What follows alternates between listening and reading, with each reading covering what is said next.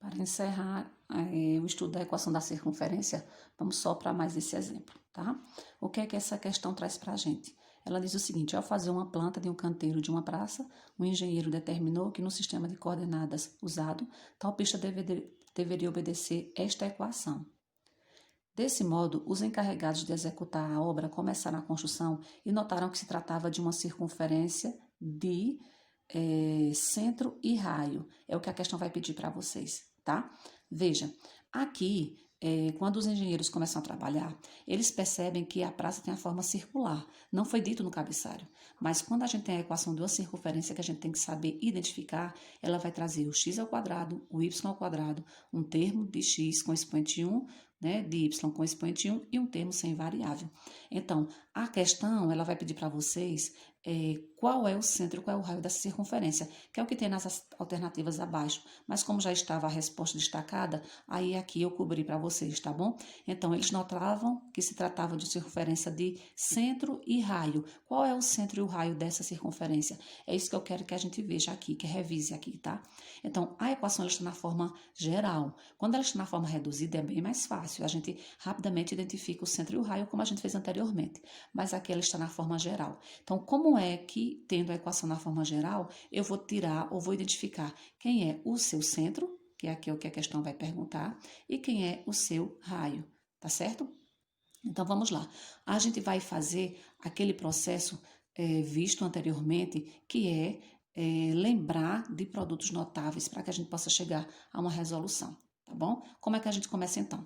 Primeira coisa que a gente vai fazer é concentrar os termos de x juntinho e os de y juntinho, tá bom? Então vamos lá. O primeiro termo aqui que a gente tem para x é x ao quadrado, o segundo menos 8x, e aqui a gente vai deixar um espaçozinho para que a gente possa complementar o terceiro termo, porque a gente vai lembrar de produtos notáveis, tá? E quando a gente trabalha com produtos notáveis, a gente vai ter o quadrado da soma e da diferença, que vão resultar em 3 termos. Tá bom? Então, repetindo, coloquei o primeiro de x, coloquei o segundo de x e vou deixar um quadrinho para que a gente, um tracinho, para que a gente complemente o termo que está faltando.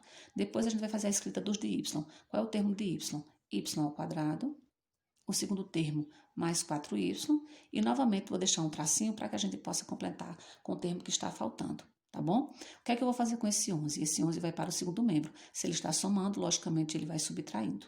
Do jeito que eu complementei aqui com um tracinho, para ver qual é o termo de x, ele vai ser repetido no segundo membro. E aqui, do mesmo jeito que eu completei com o tracinho, para saber qual é o termo aqui que está faltando, ele também vai ser repetido.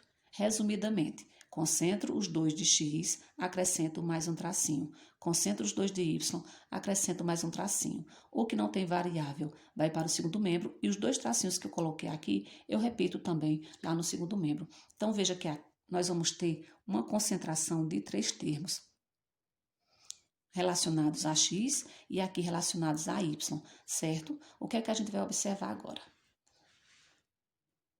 Quando a gente trabalha com a equação na forma reduzida, nós temos o quadrado de 2 termos, tá? Então, vamos aqui descobrir esses termos aqui, esses 3 termos, eles vieram de uma potência. Do mesmo jeito que esses 3 termos, eles vieram de uma potência. E essa potência, né, vai ser descoberta como? Vamos ver. Completada essa primeira etapa, nós vamos observar o termo do coeficiente, o coeficiente do termo que tem expoente 1, ou correspondente ao termo do meio, ou ao segundo termo, tá? Então, quem é que está no segundo termo? Aqui, quando eu junto os 3 primeiros, porque são resultantes do quadrado de uma potência, né? São resultantes de uma potência. Aqui, os 3 também são resultados de uma potência. Então, para saber qual foi o número final que eu obtive quando eu resolvi essa potência, eu pego do meio, divido por 2 e elevo ao quadrado. Qual é a metade de menos 8? 4, que ao quadrado vai dar quanto? 16. Então, esse número 16 que você coloca aqui, imediatamente você acrescenta aqui também, sem trocar sinal, porque eu estou completando, tá?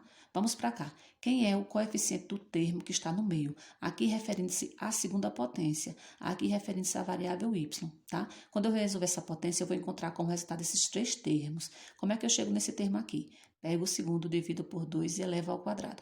Qual a metade de 4? 2. Quanto é 2 ao quadrado? 4. O 4 aqui e o 4 aqui, certo? Quando a gente faz esse processo, então a gente agora tem, olha, esse aqui é o resultado de uma potência, ou esses três termos, tá?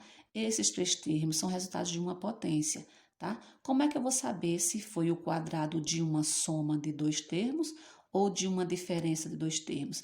Aí você vai olhar para esse sinal do meio, do termo do meio. Se aqui tiver menos, é porque foi o quadrado da diferença de dois termos. Se no meio, no termo do meio, tiver um mais, é porque foi o quadrado da soma de dois termos. E que termos são esses? Então, para descobrir que termos eu coloco aqui, eu vou, então, extrair a raiz do primeiro e a raiz do terceiro. Qual a raiz quadrada de x ao quadrado? X. Qual é a raiz quadrada de 16? 4. Tá? Então, para chegar nesses três termos, eu resolvi que potência? X menos 4 ao quadrado. Vamos para essa, então. Para chegar a esse resultado, que potência eu desenvolvi? A raiz do primeiro, quanto é a raiz quadrada de y ao quadrado? Y. Qual a raiz quadrada de 4? 2. Então, se você resolver y mais 2 ao quadrado, você chegará nesse resultado. Se você desenvolver ou resolver x menos 4 ao quadrado, você chegará nesse resultado. Quando a gente vem para cá e resolve, 16 com 4, 20. 20 tirando 11 vai ficar 9. Então, agora veja, você antes tinha uma equação na forma geral. Não dá para tirar o centro e o raio só no olho, aqui, quando é na forma geral. Mas na forma reduzida é muito mais fácil. Então, o que é que a gente vai aplicar? Aquele processo que já foi falado anteriormente. O centro será obtido quando eu pego o termo que está aqui ao lado do x, não é? Lembrando que vai ficar com o sinal contrário. Se tem menos 4, aqui vai ficar 4. O termo que está junto do y, se aqui tem mais 2, virá menos 2, tá? Então, essa equação, ela vai ter como centro o coordenado 4 e menos 2. E para encontrar agora o raio, é só extrair a raiz quadrada do termo que está sozinho no segundo membro, que é o 9. Então, o raio vai ser 3. Essa questão, ela pede para vocês, como eu falei, eu cobri a resposta porque já estava marcada, né? Mas ao final ela pede para você esse canteiro da praça, que é representado por essa equação, que é a equação de circunferência, ela vai ter que centro e que raio. O centro será 4 e menos 2, o raio será 3. Então, lembrando que para a gente chegar a esse processo de extração no centro da raiz, a gente vai ter que transformar a equação na forma geral numa equação na forma reduzida. Esse processo que a gente fez e que vocês têm aí questões desenvolvidas no caderno, certo?